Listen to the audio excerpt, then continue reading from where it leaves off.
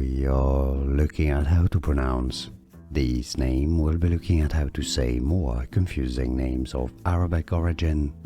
Arabic names. This is a male, fairly common male Arabic name. In Arabic it's said as Yasir, Yasir. In English, Yasir, Yasir. We are looking at how to pronounce these names. We'll be looking at how to say more confusing names of Arabic origin. Arabic names. This is a male, fairly common male Arabic name. In Arabic it's said as Yasir, Yasir. In English, Yasir, Yasir. Here are more videos on how to pronounce more confusing words and names too many mispronounced. Like this video if you found it useful. I appreciate your support. I'll see you soon and thanks for watching.